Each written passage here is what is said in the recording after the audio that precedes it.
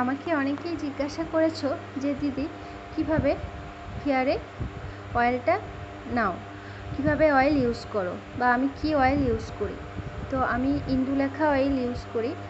তো অয়েল নেওয়ার আগে আমি প্রথমেই হেয়ারটাকে ওয়াশ করে নিই, এরপর সুন্দর করে ম্যাসাজ করে নিই। সকাল দিকেই নিই বেশিরভাগ, বা রাত্রে নিই, সকালে দুপুরের দিকে স্নান করে নিই। তো তোমরা চাইলে সকালেও নিতে পারো।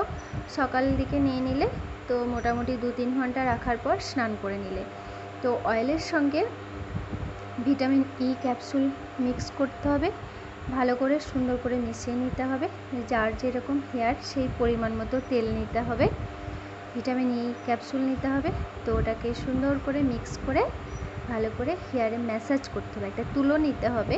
তো তারপর তুলো নেওয়ার পর সেকশন করতে হবে হেয়ারটাকে। সেকশন করে করে পুরো হেয়ারের গোড়াগুলোয় তেলটাকে পৌঁছে দিতে হবে। এরপর সুন্দর করে ম্যাসাজ করতে হবে। ম্যাসাজটা এমনভাবে করতে হবে যাতে আমাদের হেয়ার কেটে না যায়। তো ম্যাসাজ করার পর সুন্দর করে আঁচড়ে নিতে হবে, এরপর গুটিয়ে রেখে দিতে হবে। ম্যাসাজটা আমরা যদি আধ ঘন্টা করতে পারি ভীষণ ভালো, বা সময় যদি কারোর কম থেকে 15-20 মিনিট করলেই হবে।